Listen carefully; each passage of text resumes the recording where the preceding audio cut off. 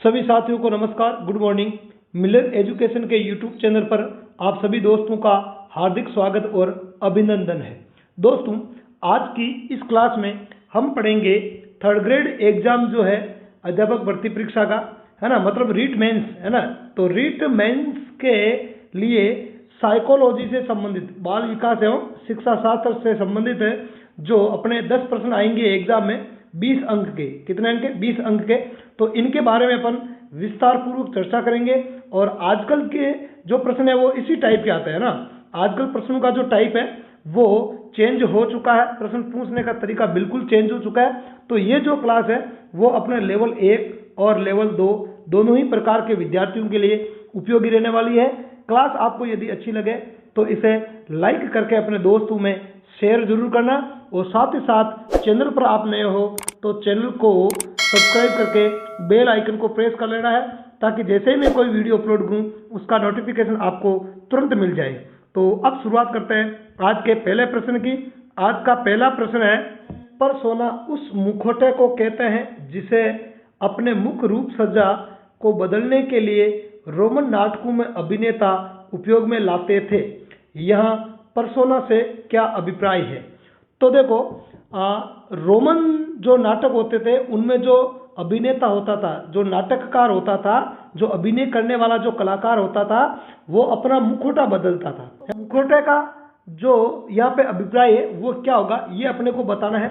Option देखते हैं। Option A है अभिव्यक्ति, ऑप्शन बी है अभिवृत्ति, ऑप्शन सी है व्यक्तित्व, और ऑप्शन डी में है सुंदर चेहरा। तो इस प्रश्न का जो सही उत्तर है वो हो जाएगा आपके ऑप्शन सी व्यक्तित्व। क्या हो जाएगा? व्यक्तित्व। तो परसोना है, परसोना से बना है पर्सनैलिटी शब्द। परसोना से क्या शब्द बना? पर्सनैलिटी शब्द बना। और पर्सनैलिटी शब्द का हिंदी में क्या होता है? व्यक्तित्व। क्या होता है? व्यक्तित्व होता है। अगले प्रश्न की चर्चा करते हैं। दूसरा प्रश्न है, सेकंड प्रश्न है, व्यक्तित्व का पंचकारक मॉडल किसने दिया था? मतलब व्यक्तित्व संबंधी पंचकारक मॉडल है वो किसने दिया था? तो ऑप्शन देखते हैं। ऑप्शन ए है पॉल कोस्टा एवं रॉबर्ट मैक्रे, ऑप्शन बी है पॉल कोस्टा एवं रॉबर्ट गेने, ऑप्शन सी है आर.बी. केटल, और ऑप्शन डी में है सेल्डन। तो देखो, व्यक्तित्व का पंचकारक मॉडल है वो दिया था आपके पॉल कोस्टा एवं रॉबर्ट मैक्रे ने, इसलिए इसका जो सही आंसर है वो हो जाएगा आपके ऑप्शन ए हो जाएगा। क्या हो जाएगा? ऑप्शन ए हो जाएगा। अगला तीसरा प्रश्न देखते हैं। तीसरा प्रश्न है, अभिवृत्ति की विशेषताओं के संबंध में दिए गए सही कूट की पहचान कीजिए। मतलब यहाँ पर अभिवृत्ति की कुछ विशेषताएं दे रखी है, तो उनमें से अपने को फिर जो कूट देखना है, कौन सा सही कूट है उसकी पहचान करनी है। तो पहले विशेषताएं देखते हैं। पहली विशेषता है कर्षण शक्ति, फिर है चरम सीमा, फिर है सरलता या जटिलता, फिर है केंद्रिकता। तो अब कूट देखते हैं। ऑप्शन ए में है केवल 1 सही है, ऑप्शन बी केवल 2 एवं 3 सही है, ऑप्शन सी केवल 2 एवं 4 सही है, और ऑप्शन डी में है 1, 2, 3 एवं 4 सभी सही है। तो देखो, इस प्रश्न का जो सही उत्तर है वो हो जाएगा अपने ऑप्शन डी हो जाएगा। क्या हो जाएगा? डी हो जाएगा, है ना। मतलब एक भी सही है, कर्षण शक्ति, चरम सीमा, सरलता या जटिलता और केंद्रिता, ये सब अभिवृत्ति की विशेषताएं होती है। मतलब अभिवृत्ति में ये चारों प्रकार की विशेषताएं हैं वो देखने को मिलती हैं। अगले प्रश्न की बात करते हैं। चौथा प्रश्न है अपने कार्य, मतलब कंप्यूटर पर यदि निरंतर अभ्यास नहीं करते हैं तो भूल जाते हैं, यह किस सिद्धांत के अनुसार है? यहाँ पर के है, क्या नहीं है, क्या के अनुसार। तो कंप्यूटर पर यदि अपन लंबे समय तक निरंतर अभ्यास नहीं करेंगे, है ना, तो जो चीजें जो हमने सीखी है वो अपन भूल जाते हैं। आगे बात समझ में? तो ये किस सिद्धांत के अनुसार है? ऑप्शन देखते हैं। ऑप्शन ए है पावलोव के शास्त्रीय अनुबंधन सिद्धांत के अनुसार, ऑप्शन बी है स्किनर के क्रिया प्रसूत अनुबंधन सिद्धांत के अनुसार, ऑप्शन सी है बांडुरा के अवलोकन अधिगम सिद्धांत के अनुसार, और ऑप्शन डी में है थार्नडाइक के सिद्धांत के अनुसार। तो इस प्रश्न का जो सही उत्तर है वो हो जाएगा अपने ऑप्शन डी, थार्नडाइक के सिद्धांत के अनुसार। किसके अनुसार? थार्नडाइक। देखो, थार्नडाइक ने सीखने के 8 नियम दिए थे। कितने नियम दिए थे? टोटल 8 नियम दिए। इसमें से 3 तो मुख्य नियम थे और 5 गौण नियम थे, है ना। तो यही डिवाइडेशन था।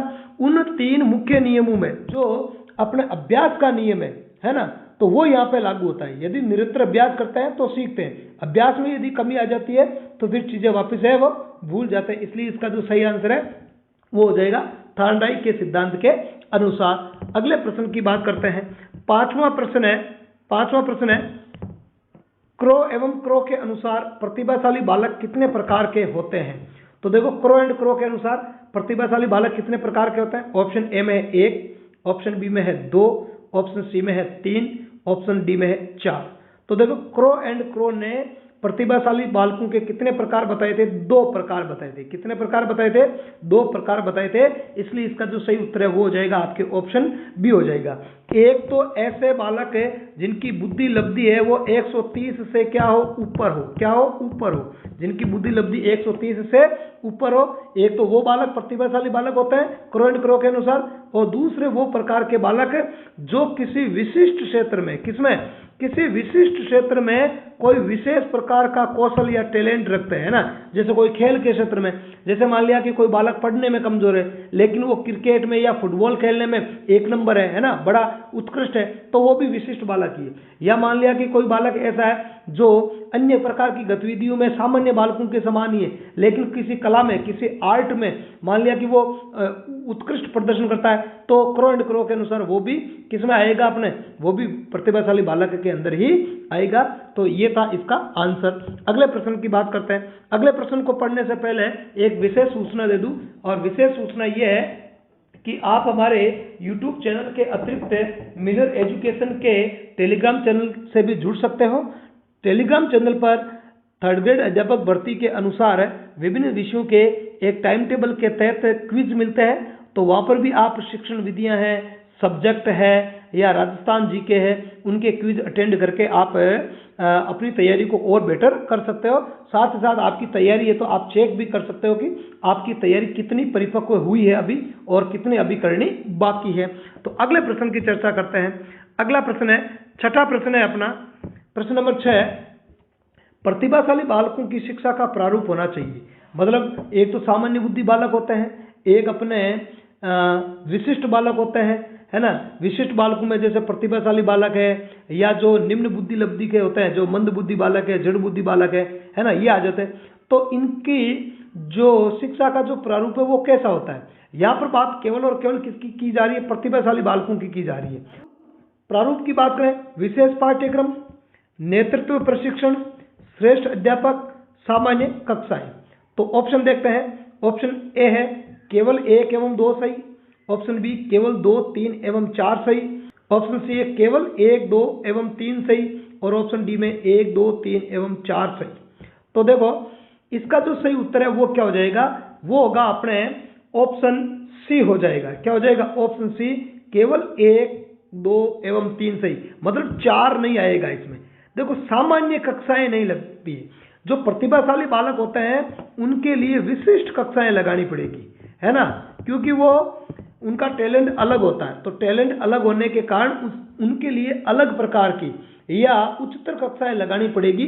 तो विशेष पाठ्यक्रम भी होना चाहिए उनके लिए, उन्हें नेतृत्व का प्रशिक्षण भी दिया जाना चाहिए, उनके लिए श्रेष्ठ अध्यापक होना चाहिए, क्योंकि वो प्रतिभाशाली बालक है। सामान्य अध्यापक उनके सामने टिक ही नहीं पाएगा, है ना। हाई क्वालिटी का टीचर उनके सामने होना चाहिए जो उनकी जो जिज्ञासा है उनको शांत कर सके, और साथ ही साथ उनके लिए विशिष्ट कक्षाओं का आयोजन किया जाना चाहिए, न कि सामान्य कक्षाओं का। आगे बात समझ में? इसलिए इसका जो सही उत्तर है वो हो जाएगा केवल 1, 2 एवं 3 सही है। अगले प्रश्न की बात करते हैं। 7वां प्रश्न है, 7वें प्रश्न को देखते हैं। 7वां है, निम्नलिखित में से कौन सी एक शैशव अवस्था की विशेषता नहीं है? मतलब शैशव अवस्था की विशेषताएं यहाँ पे दे रखी है, इनमें से कौन सी एक विशेषता वो शैशव अवस्था की नहीं है? ऑप्शन देखते हैं। ऑप्शन ए, स्वार्थी एवं स्व केंद्रित, ऑप्शन बी, तार्किक चिंतन की अवस्था, ऑप्शन बी, कल्पना जगत में विचरण, ऑप्शन डी है आत्म प्रेम की भावना। तो देखो, बालक जो होता है शैशव अवस्था में बालक स्वार्थी और स्व केंद्रित होता है। स्वार्थी और स्व केंद्रित का मतलब होता है, जैसे मान लिया कि बालक को आपने कोई खिलौना दे दिया तो वो आप दूसरे बच्चे को नहीं देगा। यदि आप उससे छीनकर दूसरे बच्चों को दोगे तो वो रोने लग जाएगा, क्योंकि वो उस खिलौने को खुद ही रखना चाहता है, क्योंकि वो स्वार्थी होता है, उसको दूसरों से कोई लेना देना नहीं होता, उसका काम फटाफट से हो जाना चाहिए। ठीक है, यदि उसका कार्य नहीं होगा तो वो रोने लग जाएगा, है ना, चिल्लाने लग जाएगा। ठीक है, तो स्वार्थी और स्व केंद्रित होता है। दूसरा ऑप्शन है तार्किक चिंतन की अवस्था, नहीं ये नहीं होता है ना। शेष अवस्था में जो बालक होता है उसमें तार्किक चिंतन नहीं होता, मतलब वो तर्क नहीं कर सकता है, उसकी अवस्था अतार्किक होती है। क्या होती है? अतार्किक, मतलब तर्क करने की उसकी एबिलिटी नहीं होती है। इसके अलावा कल्पना जगत में विचरण करता ही है वो, है ना, पूरी कल्पनाएं करता रहता है मन में, है ना, इसलिए उनको जो परियों की वगैरह ऐसी कहानियां सुनाना या सुनना है वो अच्छी लगती है। और आत्म प्रेम की भावना, स्व नार्सिसिज्म, है ना, तो ये भी इसमें होता है। तो इसका जो सही उत्तर है वो हो जाएगा आपके ऑप्शन बी हो जाएगा। तार्किक चिंतन की अवस्था नहीं होती है बल्कि अतार्किक चिंतन की अवस्था होती है। अगले प्रश्न की बात करते हैं। 8वां प्रश्न है क्रियात्मक अनुसंधान का उद्देश्य है, मतलब जो क्रियात्मक अनुसंधान होता है उसका क्या उद्देश्य है? ऑप्शन ए नवीन ज्ञान की खोज, ऑप्शन बी है शैक्षिक परिस्थितियों में व्यवहार विज्ञान का विकास, शैक्षिक परिस्थितियों में व्यवहार विज्ञान का विकास, ऑप्शन सी है विद्यालय तथा कक्षा की शैक्षिक कार्य प्रणाली में सुधार, और ऑप्शन डी है इनमें से सभी। तो इस प्रश्न का जो सही उत्तर है वो हो जाएगा अपने ऑप्शन सी हो जाएगा। क्या हो जाएगा? ऑप्शन सी हो जाएगा। ऑप्शन सी क्या है? विद्यालय तथा कक्षा की शैक्षिक कार्य प्रणाली में सुधार लाना, ये क्रियात्मक अनुसंधान का उद्देश्य होता है। अगले प्रश्न की बात करते हैं। 9वां प्रश्न है नवीन विचारों का निर्माण एवं मौलिक चिंतन आवश्यक गुण है, मतलब नवीन विचारों का निर्माण करना और मूल चिंतन करना, मौलिक चिंतन करना किनका आवश्यक गुण है? ऑप्शन ए बुद्धिमत्ता का, ऑप्शन बी सृजनात्मकता का, ऑप्शन सी सामाजिकता का, ऑप्शन डी इनमें से सभी। तो इस प्रश्न का जो सही आंसर है हो जाएगा आपके ऑप्शन बी सृजनात्मकता। देखो सृजनात्मक जो बालक होते हैं वो नवीन विचारों का निर्माण करते हैं, मौलिक चिंतन करते हैं, है ना। और ऐसे जो सृजनात्मक और प्रतिभाशाली बालक होते हैं वो किसी देश की उन्नति का क्या बनता है? कारण भी बनते हैं। क्या बनता है? कारण भी बनते हैं, क्योंकि वो क्रिएटिव होते हैं, नए नए प्रकार के इनोवेशन करते हैं, है ना, नए विचारों को जन्म देते हैं, मौलिक चिंतन करते हैं। ठीक है, आगे बात समझ में। अब बात करते हैं आज के लास्ट और अंतिम प्रश्न की। तो आज का अंतिम प्रश्न है निम्नलिखित में से कौन सी विशेषता अभिप्रेरकों की है, मतलब अभिप्रेरकों की जो विशेषता है वो कौन सी होती है? ऑप्शन ए है अभिप्रेरक जन्मजात तथा अर्जित होते हैं, बिल्कुल सही बात है। ऑप्शन बी है अभिप्रेरक व्यक्ति की शारीरिक मनोवैज्ञानिक दशा है, बिल्कुल ये भी सही है। अभिप्रेरक क्या होता है? व्यक्ति की शारीरिक और मनोवैज्ञानिक दशा होती है, मतलब जैसे किसी को क्रोध आएगा तो उसका हाव भाव, शारीरिक जो अवस्था है वो चेंज हो जाएगी, है ना, और मनोवैज्ञानिक दशा उसकी चेंज हो जाएगी। गुस्से में, है ना, वो गालियां निकालने लग जाएगा या कुछ भी अनाप शनाप बोलने लग जाएगा। अगला है अभिप्रेरक निश्चित दिशा में कार्य करने की प्रवृत्ति, बिल्कुल सही बात है। अभिप्रेरक के कारण ही तो कोई व्यक्ति है वो निश्चित दिशा में कार्य करता है। इसका मतलब है कि ये सभी जो विशेषताएं हैं वो अभिप्रेरकों की है, इसलिए इसका जो सही आंसर है वो हो जाएगा अपने ऑप्शन डी। क्या हो जाएगा? Option D. तो आज की क्लास में इतना ही। क्लास यदि आपको अच्छी लगी है तो इसे लाइक करके अपने दोस्तों में शेयर जरूर करना।